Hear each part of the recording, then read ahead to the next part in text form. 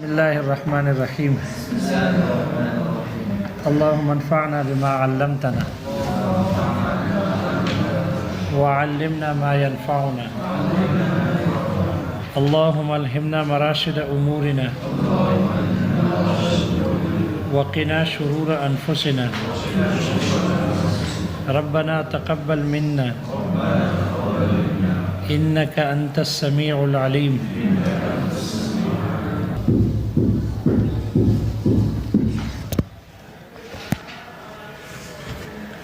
پہلی قسم الاتصال سببا من هذا القبیل، جو اتصال سببی ہے وہ بھی اسی قبیل سے ہے، یعنی اتصال سوری کے قبیل سے ہے، اتصال معنوی کے قبیل سے نہیں ہے.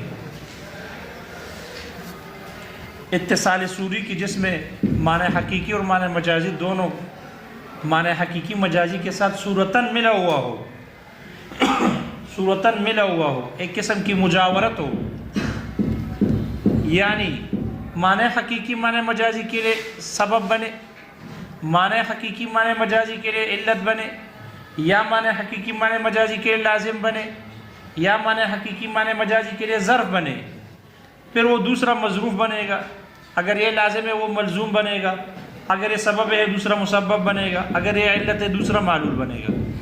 یا اس کا برعکس کر دو، معنی مجازی معنی حقیقی کے لیے سبب ہو تو معنی حقیقی مسبب، معنی مجازی معنی حقیقی کے لیے علت ہو، معنی حقیقی اس کے لیے معلول، معنی مجازی معنی حقیقی کے لیے لازم ہو وہ ملزوم، معنی مجازی ظرف ہو وہ مظروف. کہنے کا مقصد ہے کہ معنی حقیقی اور معنی مجازی دونوں ایک قسم کے مجاورت کے ساتھ پائے جاتے ہوں، ملے ہوئے ہوں. کیسے ملے ہوئے ہوں گے؟ اس طور پر کہ ایک علت ہو دوسرا معلول ہو، ایک ظرف ہو دوسرا مظروف ہو، ایک لازم ہو دوسرا ملزوم ہو. یہ ہے اتصال سوری، یہ اتصال سوری ہے. اور اتصال سوری کی دو قسمیں ہیں، یا اتصال ذاتی کی دو قسمیں ہیں، علت اور معلول کا تعلق اور سبب اور مسبب کا تعلق. جن دو معنی حقیقی اور مجازی کے درمیان، جن دو چیزوں کے درمیان علت اور معلول کا تعلق ہوگا، وہاں استعارہ جانبین سے جاری ہوگا، وہاں استعارہ عام ہوگا. استعارہ بمعنی مجاز کے، وہاں مجاز عام ہوگا. ایک بول کر مجازن دوسرا مراد لے سکتے ہیں، دوسرا بول کر مجازن پہلا مراد لے سکتے ہیں. کیوں؟ اس لیے کہ مجاز کی بنیاد اس بات پر قائم ہے، مجاز کا اصول یہ ہے کہ اصل بول کر فرع مراد لے سکتے ہو، اصل بول کر فرع مراد لے سکتے ہیں. لہذا علت اور معلول میں جو اصل ہے وہ آپ مراد لے سکتے ہیں. تو علت اصل ہے، لہذا علت بول کر تو معلول مراد لے سکتے ہو. لیکن علت اور معلول جن دو چیزوں کے درمیان کا تعلق ہوتا ہے، علت اور معلول کا، ان میں ہر ایک اصل بھی ہے اور فرع بھی ہوتا ہے. لہذا علت اصل ہے. کیوں؟ اس لیے کہ حکم وجود میں اور ثبوت میں، وجود میں اور وجوب میں، وجوب یعنی ثبوت میں علت کا محتاج ہوتا ہے. یعنی علت کی وجہ سے حکم موجود بھی ہوتا ہے، اور علت کی وجہ سے وہ حکم ثابت بھی ہوتا ہے، واجب بھی ہوتا ہے. علت معدوم ہو تو حکم معدوم ہوتا ہے. معلوم ہوا علت اصل ہے نا، علت اصل ہے، علت اصل ہے. لیکن یہ علت ایک جہت سے فرع بھی ہے اور حکم اصل ہے. حکم کیا ہے؟ اصل ہے. کیوں؟ اس لیے کہ علت اپنی مشروعیت میں یہ حکم کا محتاج ہے. اس لیے جہاں جہاں حکم کا تصور نہ ہو، جہاں حکم نہ پایا جا سکتا ہو، وہاں علت بھی جائز نہیں ہے، وہاں علت بھی مشروع نہیں ہوتی. جیسے کہ ملکیت آزاد کی شرح ہے، تو آزاد کو اگر کوئی آدمی خرید لے تو آزاد پر ملکیت حکم ثابت نہیں ہوگا. جب آزاد مالک کا کوئی آدمی مالک نہیں بنے گا تو اس کے لیے ہم علت بھی مشروع نہیں ہوگی، اس کے لیے شرح بھی درست نہیں ہے، کیونکہ وہاں ملکیت ثابت نہیں ہو رہی، اس لیے اس کی علت بھی نہیں پائی جائے گی، شرح بھی جائز نہیں ہے. یا جیسے کہ نکاح ہے، نکاح علت ہے ملک بضاعہ و متاع کے لیے، لہذا ملک بضاعہ اگر اپنی رضائی بہن کو خریدا اگر اپنی رضائی بہن کو خرید لیا تو رضائی بہن کے خریدنے سے اب وہاں ملک متعہ ملک بضع ثابت نہ ہوگا، وہ حکم ہے، جب وہ ثابت نہ ہوگا تو یہاں نکاح بھی جائز نہیں ہے۔ تو جہاں حکم متصور نہ ہو وہاں اس کی علت بھی مشروع نہیں ہوتی۔ معلوم ہو یہ علت اپنی مشروعیت میں حکم کا محتاج ہے۔ اب علت اور حکم میں یعنی معلول میں ہر ایک محتاج بھی ہو گیا اور محتاج الیہ بھی ہو گیا، اصل بھی ہو گیا اور فرع بھی ہو گیا، ملزوم بھی ہو گیا اور لازم بھی ہو گیا۔ مجاز اس بات پر قائم ہے کہ ملزوم بول کر لازم مراد لے سکتے ہیں، یعنی محتاج الیہ بول کر محتاج مراد لے سکتے ہیں، یعنی اصل بول کر فرع مراد لے سکتے ہیں، لیکن برعکس نہیں ہو سکتا، برعکس نہیں ہو سکتا، چونکہ علت اور معلول میں ہر ایک اصل بھی ہے اور فرع بھی ہے، یعنی ہر ایک ملزوم بھی ہے اور لازم بھی ہے، ہر ایک محتاج الیہ بھی اور محتاج بھی ہے، تو وہاں استعارہ عام ہو جائے گا، مجاز عام ہوگا۔ اس لیے علت بول کر معلول مراد لینا بھی درست اور معلول بول کر علت مراد لینا بھی درست ہے۔ کوئی بات نہیں ہے، آپ بولتے رہو پھر بتائیں گے۔ یہ پہلی قسم جو مع تفاصیل اور مثالوں کے گزر گئی۔ دوسری قسم اتصال سببی کی ہے کہ جن دو چیزوں کے درمیان میں سبب اور مسببیت کا تعلق ہو، سببیت اور مسببیت کا کیا ہو؟ تعلق ہو۔ سبب کی تعریف پیچھے گزر گئی، ما یکون موضوعا ما یکون مفضیا الی الحکم، جو حکم تک پہنچانے والا ہو لیکن بدون ان یکون موضوعا لہ، اس کے لیے وضع نہ ہو، یا مختصر الفاظ میں ما یکون موضوعا ما یکون مفضیا الی الحکم بواسطۃ، وہ تو علت ہے بغیر واسطہ، یا کل الٹا لکھوا ہے جی، دونوں میں بدون واسطہ ہے نہیں، وہ علت بواسطہ نہیں جی، سبب کے ساتھ بواسطہ لکھا ہے، ہاں تو یہ تو امت تو ادھر کچھ اور کہہ رہی ہے۔ علت وہ ہے ما یکون موضوعا لحکم مطلوب، ٹھیک ہے، اور ما یکون مفضیا الی الحکم بدون واسطہ ہو جائے گا تو یہ بن جائے گا علت، کہ جیسے شراء میں اور ملک میں کوئی درمیان میں واسطہ نہیں ہے، جو ہی خریدو گے فوراً ملکیت ثابت ہوگی، درمیان میں کوئی چیز واسطہ نہیں ہے۔ اور جو سبب ہوتا ہے وہ ما یکون مفضیا الی الحکم بواسطۃ،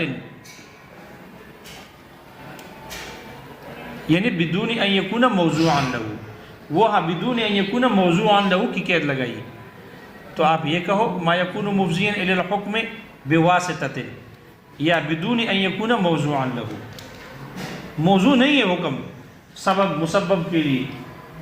جیسے کہ اس کی مثال ہے، مصنف نے مثال دی ہے، جیسے کہ الفاظ عتق جو ہیں، حررت کی، مثال کے طور پر حررت کی، آتقت کی، یہ الفاظ عتق ہیں، یہ سبب ہے۔ زوال اور مسبب یا حکم، زوال ملک متعہ، یہ دونوں سبب ہیں زوال ملک متعہ کے لیے باندی میں۔ اگر کوئی مولا اپنے باندی کو کہے حررت کی، یا کہے آتقت کی، یا کہے انت حرۃ، انت حرۃ کہے، تو جو ہی اپنی باندی کو کہے گا انت حرۃ، تو باندی کا مسبب وہ زوال ملک متعہ ہو جائے گی، کیا ہو جائے گی؟ زوال ملک متعہ ہوگی۔ یہ ہے سبب ما یکون مفضیا الی الحکم بدون ان یکون موضوعا لہ، بدون ان یکون موضوعا لہ، یہ سبب ایسی شے ہے کہ جو حکم تک پہنچاتی تو ہے لیکن یہ سبب اس حکم کے لیے وضع نہیں ہے، اس کے لیے وضع نہیں، بدون ان یکون موضوعا لہ۔ یا یہ کہ ما یکون مفضیا الی الحکم بواسطۃ، اس کے درمیان میں واسطہ موجود ہے. کیا موجود ہے؟ واسطہ موجود ہے. لہذا یہ حررتک یا اعتقتک یا انت حرۃ جو الفاظ عتق ہے، اس سے باندی میں زوال ملک متاع ہو جائے گا، لیکن ڈائریکٹ نہیں ہوگا، واسطے سے ہوگا. اور وہ واسطہ کیا ہے؟ وہ واسطہ ہے زوال ملک رقبہ. زوال ملک رقبہ. مولا جب اپنے باندی کو کہے گا انت حرتن کہے یا حررتک یا اعتقتک کہہ دے، تو سب سے پہلے باندی کا ملک رقبہ زائل ہو جائے گا، ملکیت مولا کی ختم ہو جائے گی. پھر اس ملکیت کے واسطے سے انہی الفاظ سے زوال ملک متاع بھی ہوتا ہے، زوال ملک متاع بھی ہو جائے گا. تو دیکھو یہ انت، یہ حروف، یہ الفاظ سبب بن گئے زوال ملک متاع کے لیے، لیکن بلا واسطہ نہ ہوئے، بلکہ واسطے زوال ملک رقبہ کے ہوئے. پہلے ملک رقبہ زائل ہوگی، اس کے بعد ملک متاع زائل ہوگی. پہلے وہ باندی اس کی ملکیت سے نکل جائے گی، پھر اس کے ملک متاع سے وہ محروم ہو جائے گا. اب اگر دوبارہ اس کے ساتھ اس کے متاع سے نفع اٹھانا چاہتا ہے تو نکاح کرے گا، کیونکہ اب وہ اس کی ملکیت میں نہیں، وہ تو آزاد ہو گئی، اور آزاد بغیر نکاح کے نہیں آ سکتا. وہ کچھ سمجھ میں آ گیا؟ تو یہ سبب ہے. یہ کیا ہے؟ سبب ہے. سبب وہ ہوتا ہے کہ جو حکم تک پہنچانے والا ہو، لیکن اس حکم کے لیے وضع نہیں ہے. یعنی یہ ضروری نہیں ہے کہ جب بھی سبب ہو تو مسبب ضرور بالضرور ہوگا، ایسا نہیں ہے. کیوں؟ اس لیے کہ حررت جیسے ہے تو حررت کبھی تو آتا ہے، انت حرۃ بھی تو ہوتا ہے، اور ادھر باندی نہیں ہے بلکہ ادھر باندھا ہے. کبھی کبھی باندھا بھی ہوتا ہے، مرد بھی ہوتا ہے. لہذا جب مرد ہے، اب دیکھو انت حرۃ پایا جا رہا ہے، ٹھیک ہے، غلام میں، رجل میں. انت حرۃ، انت حر یا حررتک یا اعتقتک کے لفظ پایا گیا، لیکن ادھر تو زوال ملک متاع نہیں ہے. اس لیے کہ اتأتون الرجال شہوۃ، تو اس کے ساتھ تو شہوت کے ساتھ آ نہیں سکتے. مردوں کے ملک متاع سے تو نفع اٹھانا جائز ہی نہیں ہے. تو یہاں تو ملک متاع ہے ہی نہیں، اور سبب موجود ہے. سبب کیا ہے؟ موجود ہے. انت حر حررتک اعتقتک سے زوال ملک رقبہ ہو جائے گا، غلام آزاد ہو جائے گا فی الفور. لیکن یہاں تو ملک متاع ہے ہی نہیں. معلوم ہوا سبب مفضی الی الحکم ہے، لیکن اس سبب کو اس مسبب اور حکم کے لیے وضع نہیں ہے کہ جہاں بھی سبب ہو تو وہاں مسبب ضروری ہوگا. یہ علت نہیں ہے. علت جہاں ہوگا وہاں معلول ضرور ہوگا. جو ہی آپ شے خریدو گے، خریدتے ہی ملکیت خود بخود آئے گی، درمیان میں کوئی واسطہ نہیں ہے. اور جب بھی خریداری کرو گے ملکیت آئے گی. جب بھی نکاح کرو گے ملک متاع حاصل ہوگا. وہاں درمیان میں کوئی فاصل بھی نہیں ہے، واسطہ بھی نہیں ہے. اور کیوں؟ اس لیے کہ وہاں جو علت ہوتی ہے وہ معلول کے لیے موضوع ہوتی ہے، درمیان میں واسطہ نہیں ہے. علت اور سبب میں فرق سمجھ میں آ رہا ہے؟ لہذا جہاں جہاں سبب ہو وہاں مسبب ہو ضروری نہیں ہے. الفاظ عتق پائے جا رہے اور ملک متاع نہیں ہے. ملک متاع کبھی ہوتا ہے کبھی نہیں ہوتا. اگر وہ باندی ہوگی تو ہو جائے گا، ملک متاع ہوگا. اگر وہ باندی نہ ہو، رجل ہو، غلام ہو، مرد ہو، تو ہاں نہیں ہے. معلوم ہوا اس کو کہتے ہیں سبب، کہ جو مفضی الی الحکم تو ہوتا ہے مسبب، لیکن اس کے لیے موضوع نہیں ہے کہ جہاں پر بھی سبب ہو وہاں مسبب ضروری ہے. کبھی ہوتا ہے اتفاقاً اور کبھی نہیں ہوگا. اور یہ جو حکم مفضی الی الحکم ہے یہ بلا واسطہ نہیں ہے بلکہ مع واسطہ ہوتے ہیں، بے واسطتن ہوگا.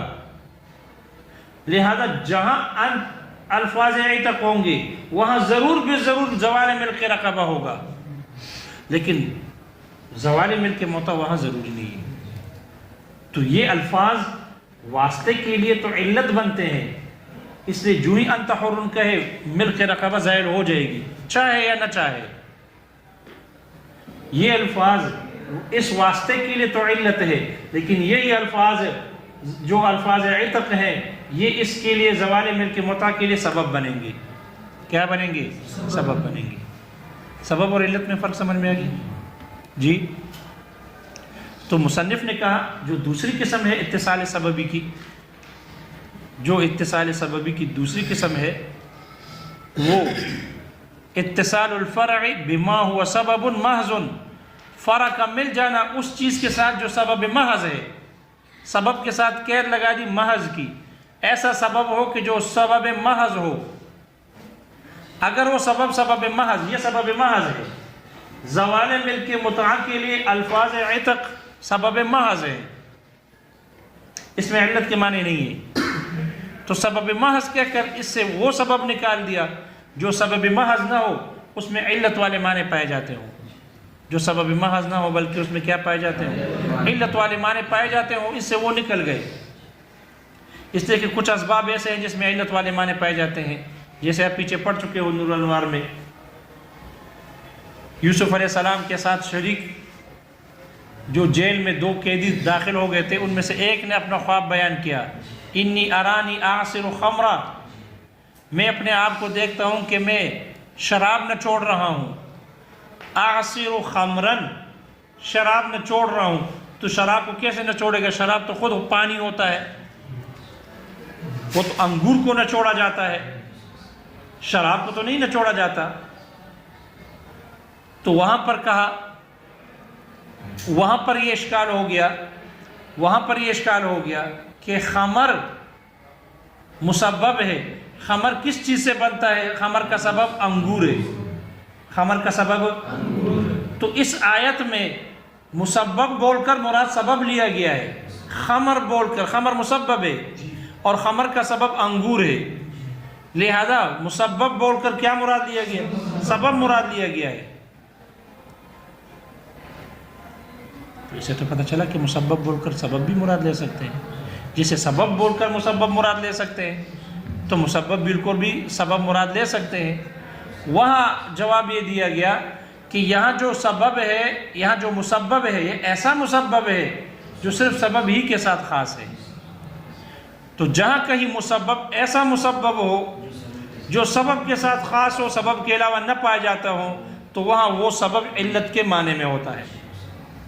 اور علت میں آپ اصول پڑھ چکے ہو کہ مجاز عام ہوتا ہے، جانبین سے جاری ہوتا ہے، تو جیسے علت بول کر معلول اور معلول بول کر علت مراد لے سکتے ہیں، تو وہاں پر بھی وہ سبب چونکہ علت کے معنی میں ہے تو وہاں سبب بول کر مسبب مراد لے سکتے ہو اور مسبب بول کر سبب مراد لے سکتے ہیں۔ اس لیے کہ خمر احناف کے نزدیک وہی ہے جو انگور کے کچے پانی سے نکلا ہو حقیقت میں۔ باقی جتنے نبیذیں ہیں اگر انہیں نشہ آ جائے، نشہور مسکر بن جائے، تو وہ حقیقت میں خمر نہیں ہے، اس پر خمر کا اطلاق عند الاحناف مجازن ہے۔ تو خمر ہے ہی خاص، تو وہاں اس قیدی نے کہا انی ارانی اعصر خمرا، میں خمر نچوڑ رہا ہوں، تو خمر تو پانی ہوتا ہے، نچوڑا ہوا پانی ہوتا ہے، اس کو کیسے نچوڑے گا؟ تو وہاں خمر بول کر مراد کیا لیا؟ انگور لیا۔ انی ارانی اعصر عنبا، مراد عنب ہے، انگور نچوڑ رہا ہوں۔ وہی بات سمجھ میں آ گئی؟ تو مصنف نے یہاں قید لگا گی کہ اتصال الفرع بما هو سبب محض، فرع کا اس چیز کے ساتھ مل جانا کہ جو سبب محض ہو، ایسا سبب نہ ہو جس میں علت والے معنی ہو۔ وہی بات سمجھ میں آ گئی؟ اور جہاں سبب محض ہو وہاں سبب بول کر مسبب مراد لے سکتے ہیں، لیکن مسبب بول کر سبب مراد نہیں لے سکتے۔ کیوں؟ اس لیے کہ سبب اور مسبب میں، سبب یہ جو مسبب ہے، سبب اصل ہے، ملزوم ہے، محتاج الیہی ہے، اور جو مسبب ہے اور حکم ہے یہ لازم ہے، یہ محتاج ہے اور یہ فرع ہے۔ اور مجاز کے لیے قاعدہ اور اصول یہ ہے کہ اصل بول کر فرع مراد لے سکتے ہیں، لیکن فرع بول کر اصل مراد یہ محتاج ہے۔ کیوں محتاج ہے؟ اس لیے کہ یہ جو حکم ہے مسبب، یہ اپنے وجود میں اور ثبوت میں یہ سبب کا محتاج ہے، لیکن سبب اپنے مشروعیت میں مسبب اور حکم کا محتاج نہیں ہے، یہ حکم کا محتاج نہیں ہے۔ جب یہ حکم کا محتاج نہیں ہے تو یہ اصل ہی رہا، فرع نہ بنی۔ جب اصل ہی رہا، فرع نہ بنی، تو اس صورت میں سبب بول کر مسبب مراد لے سکتے ہیں اور مسبب بول کر سبب مراد نہیں لے سکتے۔ اب دیکھو انت حرتن یا انت حرن، حررت کے الفاظ سے ملک متع زائل ہو جاتی ہے، اور ملک متع زائل ہو گئی، لیکن بواسطہ ملک رقبہ، ان الفاظ طلاق سے سب سے پہلے ملک رقبہ زائل ہوگا، اور پھر ملک رقبہ کے بعد اس کا ملک متع زائل ہوگا۔ یہی ملک متع تو الفاظ طلاق سے بھی زائل ہو جاتا ہے، الفاظ طلاق سے بھی کیا ہو جاتا ہے؟ زائل ہو جاتا ہے ملک متع۔ یہی ملک متع، زوال ملک متع الفاظ طلاق سے بھی ہوتا ہے، جیسے کہ طلقتک انت طالق،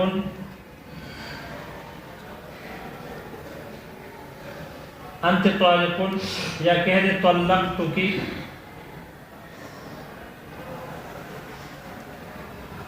طلقتک سے اگر کہہ دے انت حرتن سے، دیکھو زوال ملک متع ہوتا ہے باندی میں، اور انت طالقن یا طلقتک سے زوال ملک متع ہوتا ہے حرہ میں، آزاد میں، بیوی میں۔ تو یہ ملک متع کا زوال تو الفاظ طلاق سے بھی ہوتا ہے، ٹھیک ہے۔ معلوم ہو انت حرتن یا حررتک، جیسے زوال ملک متع کے لیے سبب ہے تو طلقتک کے لیے بھی کیا بن جائے گا؟ سبب بن جائے گا، اور طلقتک یہ اس کے لیے مسبب بن جائے گا، یہ اس کے لیے کیا ہو جائے گا؟ مسبب۔ لہذا اگر کوئی آدمی اپنی بیوی کو کہہ دے، باندی کو نہ کہے، بیوی کو کہے انت حرتن، یا یہ کہ حررتک، یا کہہ دے اعتقتک، اور مراد لے لے طلقتک، لے سکتے ہیں مجازن؟ جی مجازن لے سکتے ہیں، کیوں؟ اس لیے کہ انت حرتن یا یہ الفاظ عتق چونکہ باندی کے زوال ملک متع کے لیے سبب ہیں، اور یہی زوال ملک متع انت طالقن میں بھی ہوتا ہے، معلوم ہو یہ الفاظ طلقتک اور انت طالقن کے لیے بھی سبب بنیں گے، اور سبب بول کر مسبب مراد لے سکتے ہیں۔ لہذا کہ اپنی بیوی کو کہے، باندی کو نہ کہے انت حرتن، اور مراد لے انت طالقن، تو طلاق ہو جائے گی نہیں ہوگی؟ ہو جائے گی، اس لیے کہ یہ سبب ہے اور یہ مسبب ہے، سبب بول کر مسبب مراد لے سکتے ہیں۔ یہ بات سمجھ میں آ گئی؟ بیوی کو کہا انت حرتن، لیکن اگر کوئی یہ کہے اپنی باندی کو کہے، کس کو کہے؟ پہلے بیوی تھی اب باندی ہو گئی، باندی کو کہتا ہے طلقتک یا انت طالق، باندی کو کہتا ہے، اور مراد لے لے انت حرتن، باندی آزاد ہو جائے گی؟ باندی کو کہتا ہے انت طالق اور مراد لے لے انت حرتن، تو باندی آزاد ہو جائے گی؟ نہیں ہوگی، کیوں؟ اس لیے کہ انت طالق یہ تو مسبب ہے، یہ مسبب ہے، اور مسبب بول کر سبب مراد نہیں لے سکتے۔ اس لیے اگر باندی کو کہتا ہے کہ انت طلقتک یا انت طالق اور مراد لے لے انت حرتن، یہ درست نہیں ہے، یہ درست نہیں۔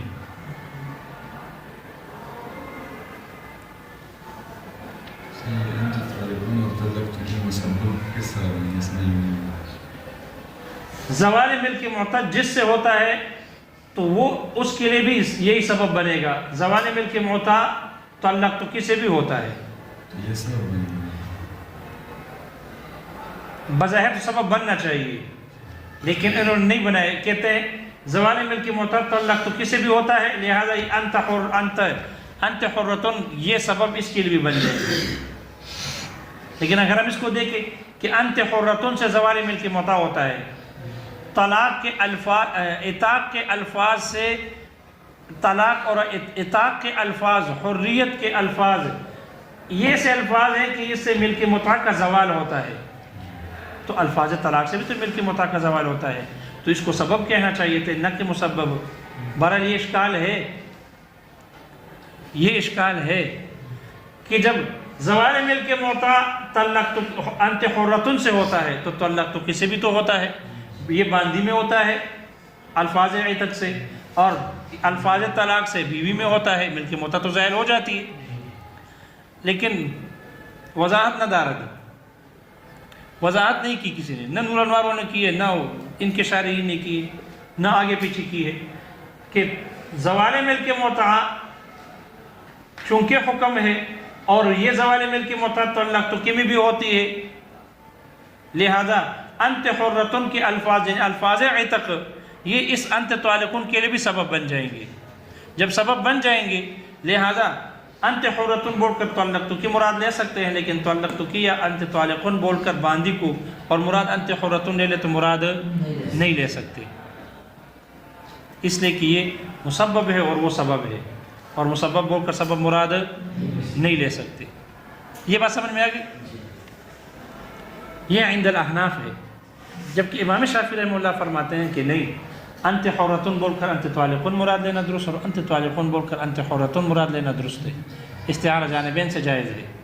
اور وجہ یہ ہے، ان کے نزدیک وجہ یہ ہے، یہ ہم نے اتصال سوری کی قسم بنائی، ٹھیک ہے، جبکہ امام شافعی رحمہ اللہ فرماتے ہیں نہیں، ان میں اتصال سوری نہیں ہے، الفاظ عتق میں اور الفاظ طلاق میں اتصال سوری نہیں، ذاتی نہیں ہے، بلکہ ان دونوں میں تو الفاظ یہ تو اتصال معنوی پایا جا رہا ہے، اتصال معنوی، جیسے کہ تسمیت الشجاع اسدن، دونوں بہادر مجازی معنی ہے اور اسد حقیقی معنی ہے، دونوں ایک تیسرے معنی میں شریک ہیں، تو جب دونوں ایک تیسرے معنی میں شریک ہو وہ تو اتصال معنوی ہوتا ہے۔ امام شافعی رحمہ اللہ فرماتے ہیں اللہ کے بندو اس میں اتصال سوری نہیں ہے، ان میں اتصال معنوی ہے، آپ اس کو سبب بنا رہے ہو، اس کو مسبب بنا رہے ہو، نہیں، بلکہ ان دونوں میں اتصال معنوی پایا جاتا ہے۔ کیسے پایا جاتا ہے؟ اس لیے کہ انت حرۃ اور انت طالقن دونوں ایک معنی میں شریک ہے، اور وہ ہے زوال اسقاط ملک یا زوال ملک۔ انت حرۃ سے بھی ملکیت ساقط ہو جاتی ہے، اور انت طالقن سے بھی اسقاط ملک رقبہ، زوال یا اسقاط ملک متعہ، باندی ہوگی تو اسقاط ملک رقبہ ہوگا، بیوی ہوگی تو اسقاط ملک متعہ ہوگا، ٹھیک ہے، یا زوال ملک رقبہ یا ملک متعہ کا ہو۔ معلوم ہوا کہ یہ دونوں ایک تیسرے معنی میں اسقاط ملک میں شریک ہیں یا زوال ملک میں شریک ہیں، بس اتنا فرق ہے، باندی ہوگا تو زوال ملک رقبہ ہوگا، اور بیوی ہوگی تو زوال ملک متعہ ہوگا۔ تو جب یہ دونوں ایک تیسرے معنی میں شریک ہے تو وہ تو اتصال معنوی کی مثال بن گئی۔ یہ بات سمجھ میں آ گئی؟ اس لیے جب اتصال معنوی ہے تو زید بول کر اسد مراد لینا درست، اور اسد بول کر زید مراد لینا درست، مجاز جانبین سے جاری ہوگا۔ اس لیے انت حرۃ بول کر انت طالقن مراد لینا درست، اور انت طالقن بول کر انت حرۃ مراد لینا درست ہے، اتصال معنوی پائے جانے کی وجہ سے، نہ کہ اتصال سوری ہے۔ یہ بات سمجھ میں آ گئی؟ جی، امام شافعی رحمہ اللہ فرماتے ہیں یہ دونوں اسقاط ملک میں شریک ہے، یہ دونوں سرایت میں شریک ہے، یہ دونوں لزوم میں شریک ہیں، یہ دونوں تعلیق بالشرط کا احتمال رکھتے ہیں، تعلیق بالشرط کا احتمال رکھتے ہیں، اس لیے حریت بھی معلق بالشرط ہو جاتی ہے، حریت بھی کیا ہو جاتی ہے؟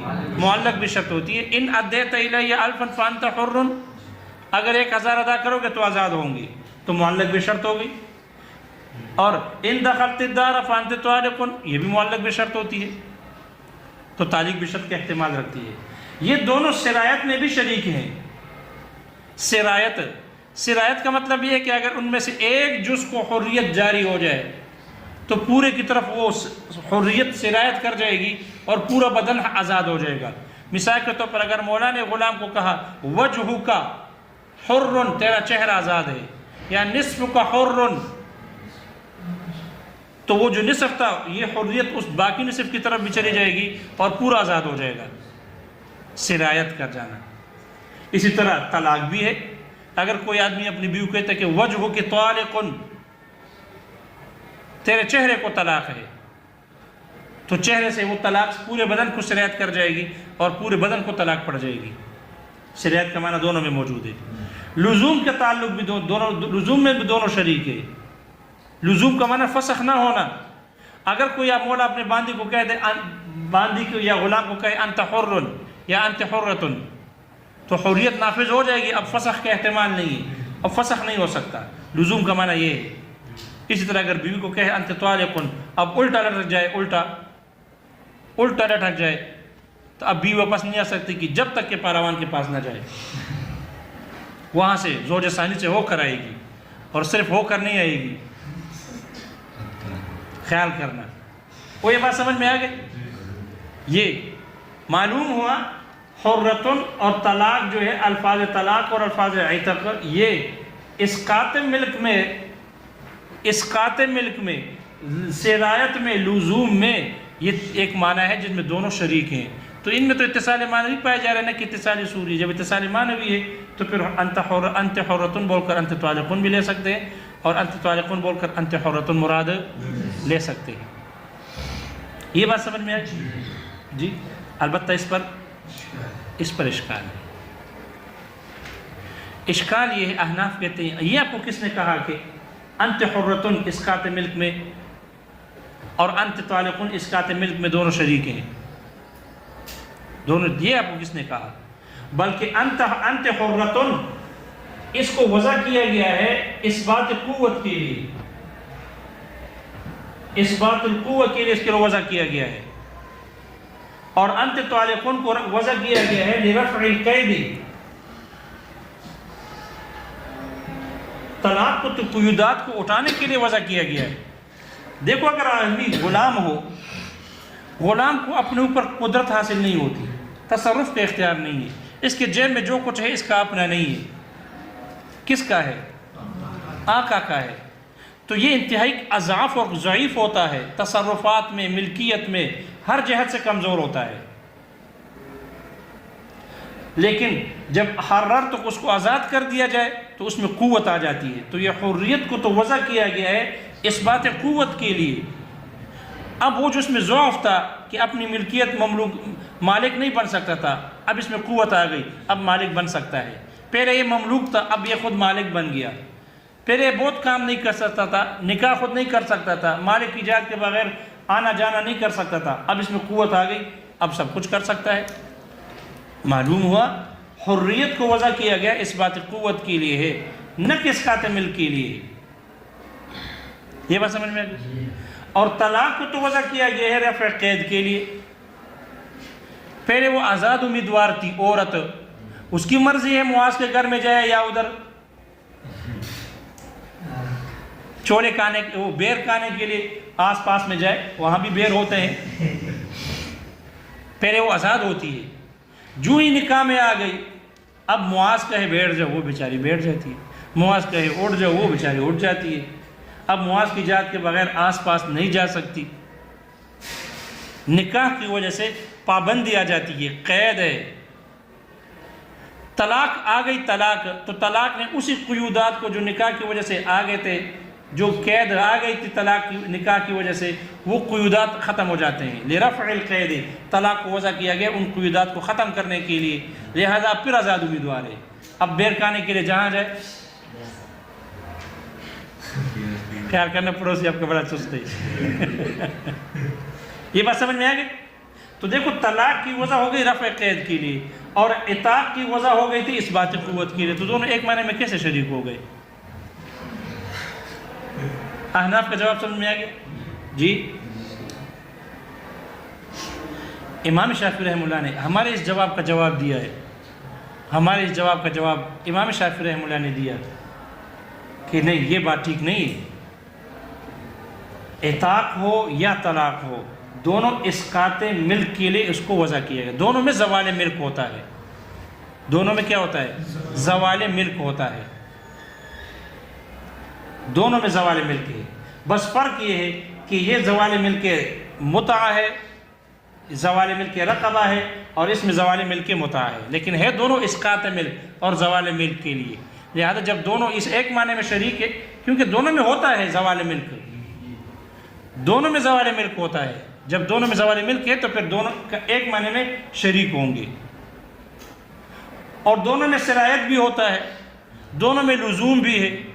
لہذا یہ کہنا کہ یہ اس بات قوت کے لیے ہے اور یہ رفع قید کے لیے، یہ بات تسلیم نہیں ہے، بلکہ دونوں زوال میں، سرایت میں اور لزوم میں دونوں شریک ہیں۔ جب شریک ہے تو اس صورت میں اتصال معنوی پائی گئی، اس لیے دونوں میں اتصال معنوی ہوگی، استعارہ جانبین سے جاری ہوگا۔ یہ بات سمجھ میں آ گئی؟ البتہ امام شافعی رحمہ اللہ فرماتے ہیں اگر آپ کی بات مان بھی لے کہ اطاق کو یا الفاظ حریت کو اس بات قوت کے لیے وضع کیا گیا ہے، اگر یہ مان بھی لے تو اس بات قوت کے لیے اسقاط ملک لازم ہے، اس بات قوت کے لیے اسقاط ملک یا زوال ملک رقبہ کیا ہے؟ لازم ہے۔ جب غلام میں اس بات قوت ہوگا تو اس کے لیے پھر زوال ملک ضروری ہے، زوال ملک، کیونکہ ٹھیک ہے آزاد کرنے سے ان میں قوت پیدا ہو جاتی ہے، لیکن ملک رقبہ بھی تو ظاہر ہو جاتا ہے۔ جن میں قوت پیدا ہوگی زوال ملک رقبہ ظاہر ہوگا، جن میں قوت پیدا ہوگی اس کا زوال ملک رقبہ ہوگا۔ معلوم ہوا جن میں قوت آپ کے لیے اس بات قوت کے لیے وضع ہے، تو اس بات قوت کے ساتھ تو زوال ملک رقبہ لازم ہے، تو یہ تو ملزوم ہے، اور اس کے لیے زوال ملک رقبہ لازم ہے۔ تو اگر ہم مان بھی لے، اول تو مانتے نہیں ہیں، اگر تسلیم بھی کر لے کہ اعتاق کے الفاظ کو اس بات قوت کے لیے وضع کیا گیا ہے، تو اس کے لیے پھر بھی اسقاط ملک یا زوال ملک لازم ہے۔ جب زوال ملک اس کے لازم ہے تو دونوں زوال ملک میں شریک ہو گئے، دونوں سرایت میں شریک ہو گئے، دونوں لزوم میں شریک ہو گئے۔ جب شریک ہو گئے تو اتصال معنوی پایا گیا، اتصال معنوی پایا گیا۔ یہ بات سمجھ میں آ گئی؟ احناف نے اس جواب الجواب کا جواب دیا۔ احناف کہتے ہیں کہ نہیں، یہ بات آپ کی ٹھیک نہیں ہے۔ آپ کو کس نے کہا کہ دو چیزیں جن معنی میں شریک ہوں گے تو ان میں اتصال معنوی پایا جائے گا؟ اتصال معنوی کے لیے اگر آپ کو یاد ہو تو ایک شرط پائی جاتی ہے، اگر حقیقی معنی اور مجازی معنی دونوں ایک تیسرے معنی میں شریک ہو، لیکن اس معنی کے لیے شرط یہ ہے کہ وہ معنی مشبہ بہ کے ساتھ خاص ہو اور مشہور بھی ہو۔ ہر معنی میں، ہر معنی عام میں دو چیزوں کا شریک ہونا اتصال معنویت کو ثابت نہیں کرتی۔ جیسے رجل شجاع بھی اور حیوان مفترس شیر دونوں حیوانیت میں شریک ہیں، اتصال معنوی کہیں گے اس کو۔ اس حیوانیت میں تو وہ گدھے کے ساتھ بھی شریک ہے۔ سمجھ میں آئے؟ تو دو چیزوں کا ایک معنی عام میں شریک ہونے سے اتصال معنویت ثابت نہیں ہوگی۔ اتصال معنویت کو ثابت کرنے کے لیے ضروری ہے کہ وہ جو معنی ہے ثالث، وہ اس میں مشبہ بہ مشہور بھی ہو اور وہ مشبہ بہ کے ساتھ خاص بھی ہو۔ اور یہاں جو آپ اگر حریت کو تشبیہ دیتے ہو طلاق کے ساتھ، تو طلاق جو ہے یہ رفع قید کے معنی کے لیے ہے۔ طلاق اسقاط ملک جو معنی ہے یہ معنی عام ہے، اس میں یہ طلاق نہ مشہور ہے اور نہ اس کے ساتھ مختص ہے۔ یا طلاق کو اگر تم تشبیہ دیتے ہو حریت کے ساتھ، تو حریت جو ہے وہ اس بات قوت کے لیے وضع ہے، وہ اس کا اسقاط ملک والا معنی یہ معنی عام ہے کل حیوان، جسے حیوان معنی عام ہوتا ہے۔ تو دو چیزوں کا ایک معنی عام میں شریک ہونے سے یہ اتصال معنویت ثابت نہ ہوگی، بلکہ اتصال معنوی کے لیے ضروری ہے کہ وہ معنی اس مشبہ بہ، چاہے اس کو بناؤ یا اس کو بناؤ، یہ معنی وہ معنی اس مشبہ بہ کے ساتھ خاص بھی ہو اور اس کے ساتھ مشہور بھی ہو مشبہ بہ۔ تب اگر دو چیزیں اس معنی میں شریک ہوں گی تو وہاں اتصال معنویت ثابت ہوگا، اور یہاں ایسا نہیں ہے۔ اسقاط ملک لے لو یا زوال ملک لے لو، یہ معنی مشبہ بہ کے ساتھ خاص بھی نہیں ہے اور اس میں مشہور بھی نہیں ہے۔ جب خاص اور مشہور نہیں ہے تو پھر آپ کا یہ کہنا کہ دونوں اسقاط میں یا زوال ملک میں دونوں شریک ہیں، اس لیے ان میں اتصال معنویت پائی جائے گی، یہ اتصال معنویت درست، اس لیے کہ ہر معنی میں دو چیزوں کا شریک ہونا اتصال معنویت کو ثابت نہیں کرتا۔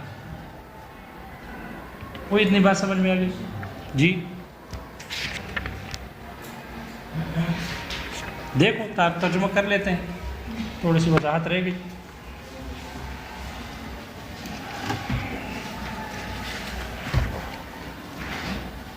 والاتصال سببا من هذا القبیل، اور اتصال سببی اسی قبیل سے ہے، یعنی اتصال ذاتی یا صوری کے قبیل سے ہے۔ وهو نوعان، اور یہ اتصال سببی دو قسم ہے، اس کی دو قسمیں ہیں۔ احدہما میں ایک قسم ہے اتصال الحکم بالعلت، حکم کا علت کے ساتھ مل جانا، کہ اتصال الملک بالشراء، جیسے کہ ملکیت شراء کے ساتھ ملی ہوتی ہے۔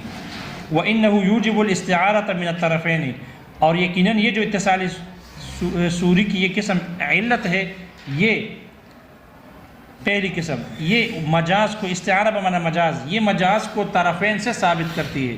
کیوں؟ لأن العلت لم تشرع الا لحکمها، اس لیے کہ علت کو مشروع نہیں کیا جاتا مگر اپنے حکم کے لیے۔ والحکم یا والحکم لا یثبت الا بعلت، اور حکم ثابت نہیں ہو سکتا مگر صرف علت ہی سے۔ فاستوى الاتصال، اس لیے یہ اتصال برابر ہو گیا۔ فعمت الاستعارۃ، اس لیے یہ مجاز عام ہو جائے گا۔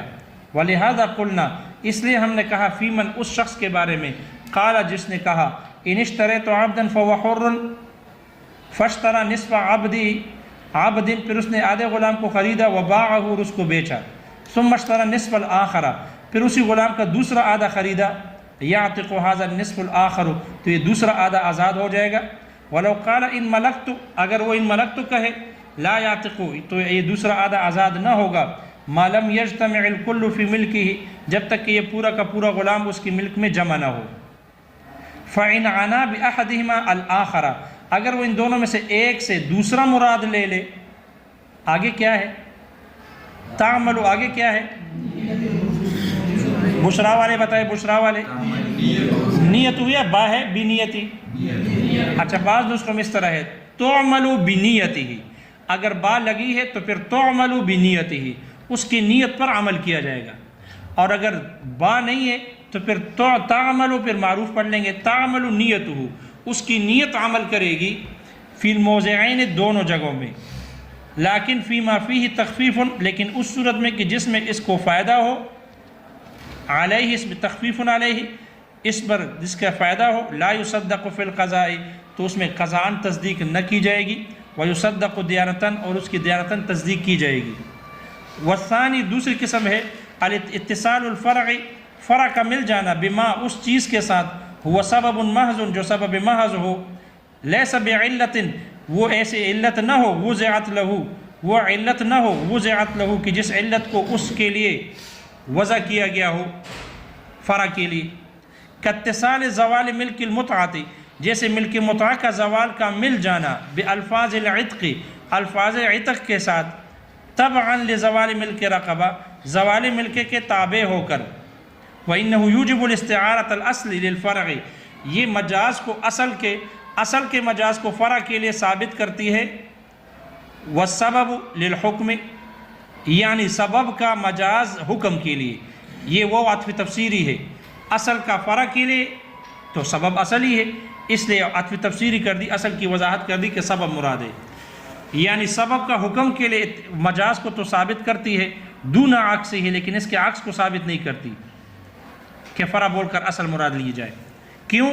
لأن اتصال الفرع بالاصل، اس لیے کہ فرع کا مل جانا اصل کے ساتھ، فی حق الاصل، اصل کے ارادہ کرنے کے حق میں، فی حق الاصل کا مطلب ہے اصل کے حق میں نہیں، اصل کے ارادہ کرنے کے حق میں، فی حکم العدم، یہ معدوم کے حکم میں ہے، یعنی جائز نہیں ہے، نہیں لے سکتے۔ کیوں نہیں لے سکتے؟ لاستغنائہ عن الفرع، اے لاستغناء الاصل عن الفرع، اس لیے کہ جو اصل ہے وہ فرع سے مستغنی ہوتا ہے، اس کو فرع کی ضرورت نہیں ہوتی، لہذا سبب بول کر مسبب لے سکتے ہیں، مسبب بول کر سبب مراد نہیں لے سکتے۔ کل پتہ چلے گا، خیال کرنا، کل سنیں گے انشاءاللہ۔